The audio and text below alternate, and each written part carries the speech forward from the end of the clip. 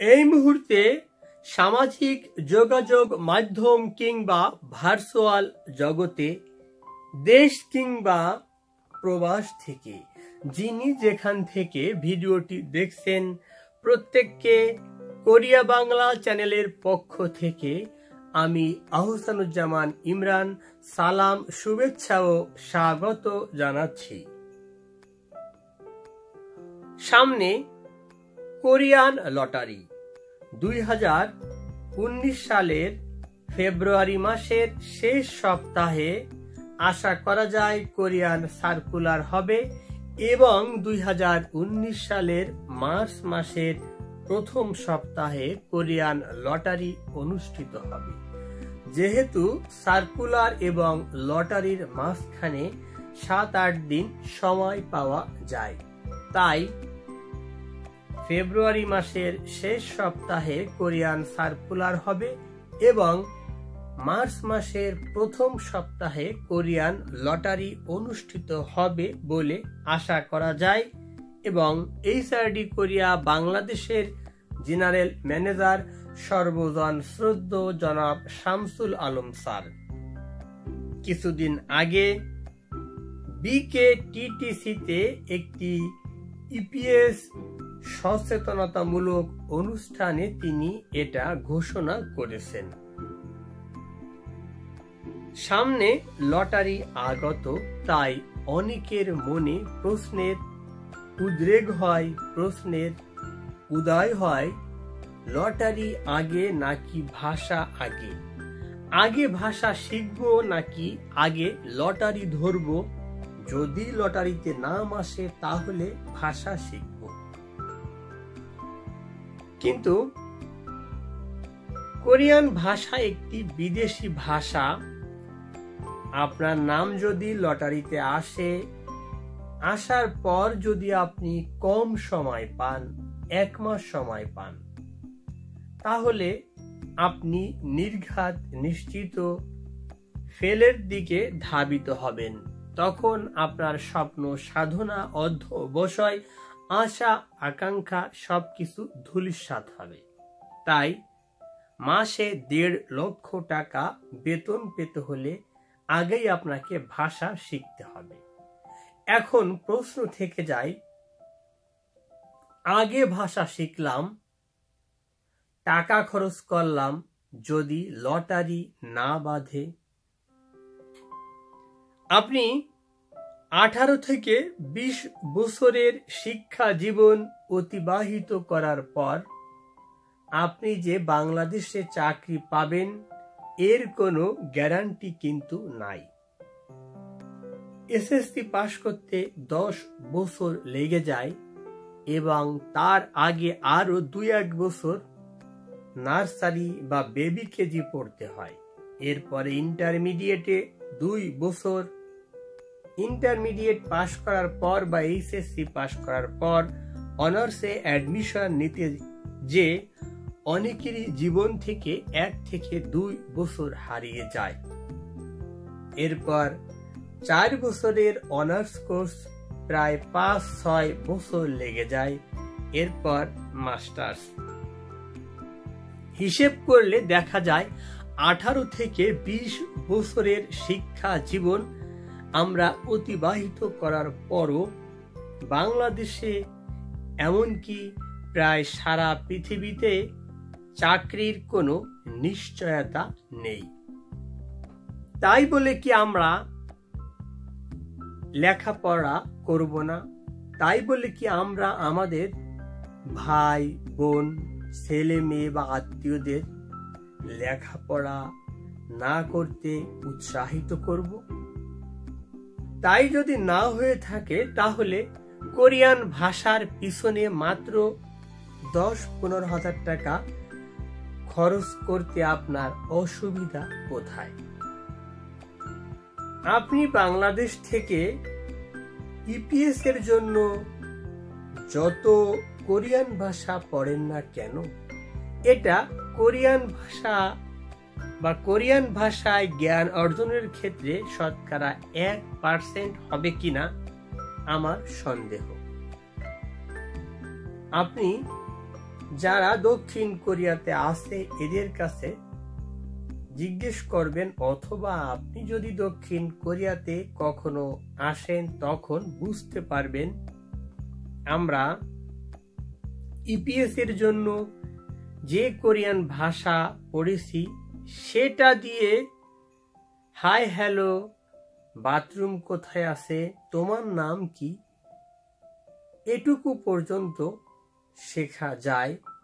কোরিয়াতে এসে কোরিয়ানদের কথা খুব একটা বোঝা যায় না। কোরিয়াতে 2-3 বছর থাকার পর, কোরিয়ানদের সাথে কথা বলার পর আস্তে আস্তে আপনি সত্যিকার ভাবে কোরিয়ান ভাষায় দক্ষ হবেন এবং কোরিয়ান ভাষায় সত্যিকার ভাবে আপনি জ্ঞান অর্জন করবেন।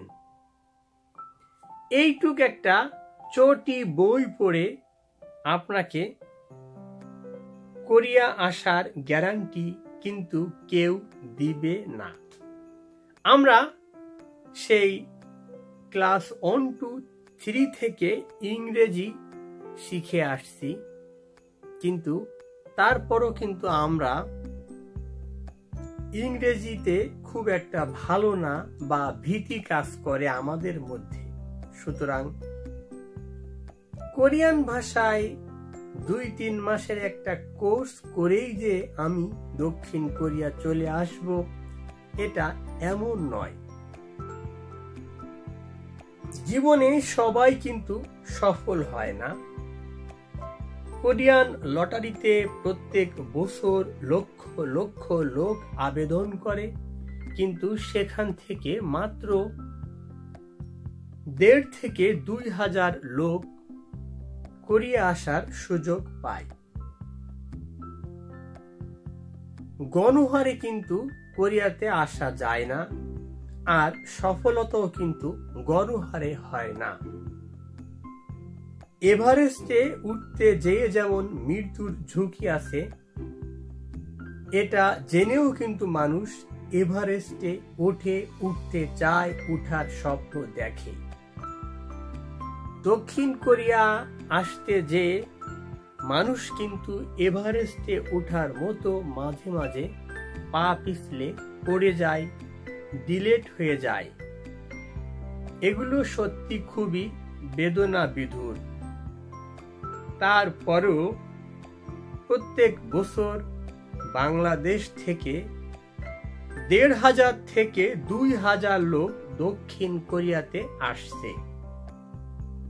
তারা যদি আপনার মতো যদি রোগে ভুগত তাহলে কিন্তু তারা দক্ষিণ কোরিয়া আসতে পারত না। এমন অনেকে আছে প্রথমবার লটারি করে দক্ষিণ কোরিয়া চলে এসেছে, আবার এমনও লোক আছে 3, 4, 5, 6, 7 বার লটারি করে শেষবারের বার সে লটারি পেয়ে পরীক্ষা দিয়ে পাশ করে দক্ষিণ কোরিয়া এসেছে। সুতরাং হতাশ হওয়া যাবে না, আর কারো কথায় প্ররোচিত হওয়া যাবে না। যদি আপনার বয়স থাকে তাহলে আপনি সেই 39 বছর বয়সের আগ পর্যন্ত কোরিয়ান লটারিতে অংশগ্রহণ করবেন। প্রথমবার আপনি পাসপোর্ট করবেন। একটা মানুষের পাসপোর্টটা খুবই জরুরি। ন্যাশনাল আইডি কার্ড যেমন আমি বাংলাদেশের নাগরিক এটাকে প্রমাণ করে বাংলাদেশে, আপনার পাসপোর্টটাও কিন্তু আন্তর্জাতিক বিশ্বে আপনি বাংলাদেশের নাগরিক এটাকে প্রমাণ করে। তাই আপনি পাসপোর্ট করবেন, এটা আপনার একটা সম্পদ। এরপরে কোরিয়ান ভাষা শেখার জন্য আপনি 10 থেকে 15,000 টাকা বিনিয়োগ করতে পারেন। আর যদি একটু মাথা খাটান তাহলে আপনি অনলাইন থেকে নিজেই শিখতে পারবেন, অথবা কোরিয়ান ভাষা জানেন এমন কারো কাছ থেকে 2-4 দিন যদি আপনি একটু তালিম নেন তাহলে আশা করি আপনি কোরিয়ান ভাষায় প্রাথমিক জ্ঞান অর্জন করে নিজে সেটা শিখতে পারবেন। সুতরাং কোরিয়ান লটারিতে অংশগ্রহণের আগে আপনাকে অবশ্যই কোরিয়ান ভাষায় প্রাথমিক জ্ঞান অর্জন করতে হবে। তা না হলে কিন্তু লটারি পাওয়ার পর সময় যদি কম থাকে তাহলে চোখে সর্ষে ফুল দেখবেন। কোরিয়ান লটারি পাওয়ার পর আপনার হৃদয় মনে আনন্দের হিল্লোল যেমন বয়ে যায়, তেমনি আপনার বাবা মা, ভাই বোন, স্ত্রী অথবা ছেলে মেয়ে বা আত্মীয় স্বজনও কিন্তু স্বপ্ন দেখতে শুরু করে যে আপনি দক্ষিণ কোরিয়া চলে যাচ্ছেন। কিন্তু একটা কথা আছে, তাল গাছের আড়াই হাত অথবা দিল্লি বহু দূর। প্রত্যেক বছর 8 থেকে 10,000 লোক কোরিয়ান লটারি পায়, কিন্তু এই 8 থেকে 10,000 লোক যারা কোরিয়ান লটারি পায় এদের মধ্য থেকে 1.5 থেকে 2,000 লোক দক্ষিণ কোরিয়াতে প্রবেশ করে, আর বাকিরা প্রবেশ করতে পারে না। এমনকি তারা দক্ষিণ কোরিয়াতে ইপিএস কর্মী হিসেবে আসার জন্য যে রোস্টারভুক্ত হতে হয় বা তালিকাভুক্ত হতে হয়, সেখানেও কিন্তু তারা ঠাঁই পায় না। 2017 সালে 1 লক্ষের কিছু বেশি এবং 2018 সালে 1.5 লক্ষের কিছু কম লোক কোরিয়ান লটারিতে অংশগ্রহণ করেছিল। আর তারই অভিজ্ঞতার আলোকে বলা যায় 2019 সালে প্রায় 2 লক্ষ লোক কোরিয়ান লটারিতে অংশগ্রহণ করবে। আর এখান থেকে সর্বসাকুল্যে 1.5 থেকে 2,000 লোক দক্ষিণ কোরিয়াতে আসবে এবং এই 1.5 থেকে 2,000 লোক যারা দক্ষিণ কোরিয়াতে আসবে এরা প্রত্যেক মাসে বাংলাদেশি টাকায় 1.5 লক্ষ থেকে 2 লক্ষ 1.5 লক্ষ থেকে 2 লক্ষ টাকা তারা স্যালারি পাবে প্রত্যেক মাসে। সুতরাং মাত্র 80,000 টাকা খরচ করে আপনি দক্ষিণ কোরিয়া এসে বাংলাদেশি টাকায় 1.5 লক্ষ টাকা আয় করবেন। এর পিছনে আপনাকে মেহনত করতে হবে, পরিশ্রম করতে হবে, কষ্ট করতে হবে, অধ্যবসায় করতে হবে এবং সেটা সঠিক ওয়েতে। আপনি যদি সঠিক ওয়েতে চেষ্টা না করেন তাহলে সারাদিন কোর্টের বারান্দায় ঘুরে সন্ধ্যার সময় বাসায় এসে বললেন ভাইয়ের জামিন হলো না। কিন্তু জামিন করানোর জন্য তো আপনাকে উকিল ধরতে হবে। উকিল যদি আপনি না ধরেন তাহলে নিজে নিজে কোর্টের বারান্দায় সারা দিন যদি আপনি ঘোরেন তাহলে কিন্তু জামিন হবে না। ভালো থাকবেন, সুস্থ থাকবেন, সুরক্ষিত থাকবেন।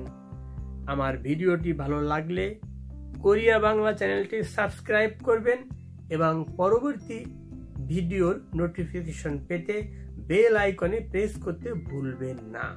হাউস জওয়ান ইমরান, দক্ষিণ কোরিয়া থেকে।